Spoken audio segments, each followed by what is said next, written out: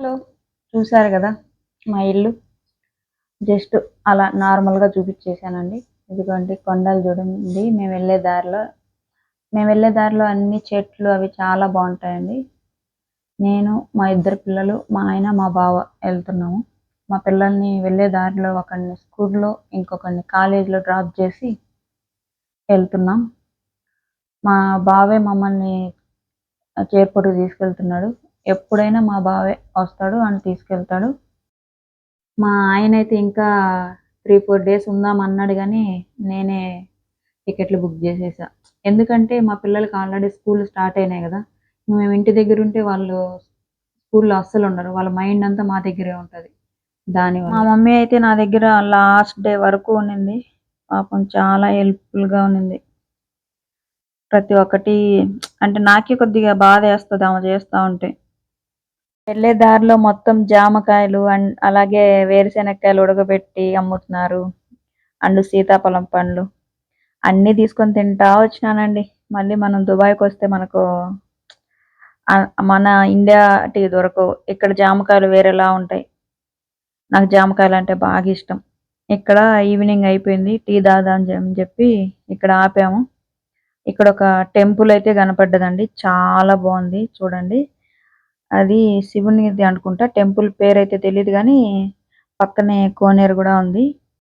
Evening అయితే చాలు ఇంకా టీ తాగాలనిపిస్తుంది నాకు. మాది ఫ్లైట్ నైట్ 9:30. మేము మధ్యాహ్నమే బయలుదేరాం. ఇంకా అక్కడికి వెళ్ళాలి కదా, స్కూల్కి లేట్ అవుతుందని చెప్పేసి. అయినా కూడా చాలా టైం ఉండే. ఈ చెన్నైలో అయితే చాలా టైం తీసుకునింది, ఎందుకంటే ట్రాఫిక్ ఈవినింగ్ టైం కదా, చాలా ట్రాఫిక్ ఉండే. బట్ టయానికి అయితే చేరుకున్నాము. నేనైతే ముందే వెళ్తా అండి, లేట్గా అయితే అస్సలు వెళ్ళను. ఎందుకంటే నేను చాలా మందిని చూశాను కదా, ఎయిర్పోర్ట్కి వెళ్ళి లాస్ట్ మినిట్లో వాపస్ వచ్చిన వాళ్ళని చాలా మందిని చూసిన. అందుకే నేను ముందు ఉంటాను అనమాట. ఎందుకు అంత లేట్గా వెళ్ళడము, అంత డబ్బులు పెట్టి టికెట్ బుక్ చేసుకొని మళ్ళీ అనవసరంగా ఊరికే వేస్ట్. అవి తిరిగి కూడా రావు టికెట్ క్యాన్సిల్ అయితే. ఎయిర్పోర్ట్కి అయితే చేరుకున్నాము. ఇక్కడ మా బావ లగేజ్ తీస్తున్నాడు చెన్నైకి. మళ్ళీ ఇంకా మా బావ ఒక్కడే వెళ్ళాలి. నేనైతే కొద్దిసేపు ఉండమని చెప్పిన, ఎందుకంటే నా లగేజ్ ఆల్రెడీ ఎక్కువ తీసుకొచ్చిన. ఒకవేళ చాలా ఎక్కువ ఉంటే వాళ్ళు వదలకపోతే వాపసు పంపుదాము అనుకున్నా. లేదా ఇంకా పేమెంట్ కట్టాలంటే కేజీకి చాలా ఎక్కువ తీసుకుంటారు, ఎందుకు అని చెప్పేసి. బట్ అలౌట్ చేసినారులేండి, వదిలేసినారు. ఇదిగోండి చెన్నై ఎయిర్పోర్ట్ చూడండి, చాలా బాగుంది, చాలా పెద్దది కూడా. రేణిగుంట మాకు దగ్గరే, ఓన్లీ 1 అవరే. కాకపోతే అది వయా హైదరాబాద్ అలా ఉంటుంది. ఇంకా మళ్ళీ అక్కడ వెయిటింగ్ చేయడము అదంతా రిస్క్ ఎందుకు అని చెప్పేసి ఎప్పుడు బుక్ చేసినా మేము డైరెక్ట్ చెన్నైకే వస్తాం. ఈసారి రేణిగుంట ఎయిర్పోర్ట్కి బుక్ చేసుకోవాలి, అక్కడ నుండి చాలా దగ్గరే. ఇక్కడ ఆల్రెడీ మా బావకు చెప్తున్నా, సరే బావ వెళ్ళొస్తాను అని చెప్పేసి.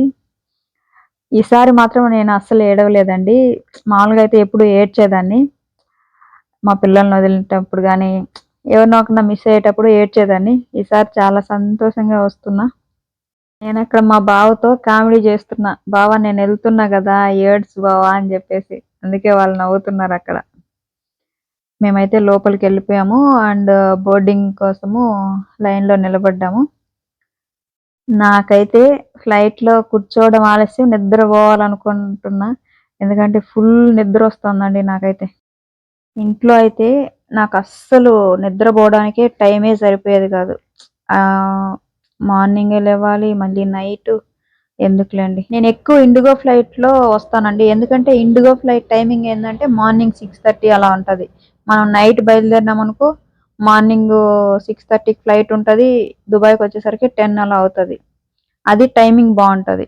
ఇది నైట్ అంటే ఆఫ్టర్నూన్ బయలుదేరాలి. ఇదిగోండి ఫ్లైట్లో అయితే ఎక్కి కూర్చున్నాం. ఫ్లైట్ మొత్తం ఎంటీ. నేనైతే చాలా సంవత్సరాల తర్వాత ఎమిరేట్స్ ఫ్లైట్ బుక్ చేసుకున్నా. ఎప్పుడో మా అన్న కువైట్ నుండి వస్తా వస్తా దుబాయ్లో దిగాడు. ఇక్కడ నుండి దుబాయ్ ఎయిర్పోర్ట్ నుండి ముగ్గురం కలిసి వెళ్ళామన్నమాట. అప్పుడు వెళ్ళినాం ఎమిరేట్స్కి. దాని తర్వాత ఇదే. నాకేందంటే ఫ్లైట్ ఏది అనేది నాకు ముఖ్యం కాదండి. ముందు ఫస్ట్ నేను టైమింగ్ చూసుకుంటాను. కొంతమంది నా కస్టమర్లు ఉంటారు కదా, మేడం ఫ్లైట్ బాగుండాలి, ఫుడ్ బాగుండాలి, ఫుడ్ ఇస్తారా అంటూ ఉంటారు. ఆడ మనం చేసే 3 అవర్స్ జర్నీకి ఏదైతే ఏముంది. ఇదిగోండి ఫుడ్ అయితే వచ్చేసింది. మేమైతే వెజ్ ఆర్డర్ పెట్టినాం. ఎందుకంటే మేము సత్యనారాయణ వ్రతం చేసుకున్నాం కదా, సో 15 డేస్ వరకు నాన్ వెజ్ తినము. అది పన్నీర్ కర్రీ బాగుండింది. ఫుడ్ అయితే చాలా బాగుండింది. నేనేం తినలేదండి, కొద్దిగానే తిని నేనైతే ఫుల్ నిద్రపోయినాను. నాకైతే ఆ ఫ్లైట్‌లో చలి పెట్టింది చూడండి. Oh my God! 2 బెడ్ షీట్లు కప్పుకున్నా కూడా నాకు చలి ఆగలేదు. నేనైతే చలికి అస్సలు ఉండలేను. ఎండకైనా ఉండగలుగుతా గానీ, చలికి అస్సలు చలి అంటే నాకు పడదు. ఈవెన్ నేను ఇంట్లో ఏసీ కూడా ఏసుకోను. అలాగే ఉంటా. ఇదిగోండి మా ఆయన కూడా పక్కనే ఫుడ్ తింటున్నాడు. నాకైతే ఇండియాకెళ్ళేటప్పుడు గానీ, వచ్చేటప్పుడు గానీ ఫుల్లు హెడ్‌ఏక్. అస్సలు నేను తట్టుకోలేను, అంత హెడ్‌ఏకొస్తది. మామూలుగా అయితే నేనేదో ఒక టాబ్లెట్ తెచ్చుకుంటాను. లాస్ట్ టైమ్ అలాగే తీసుకెళ్ళినా ముందు జాగ్రత్త పడి.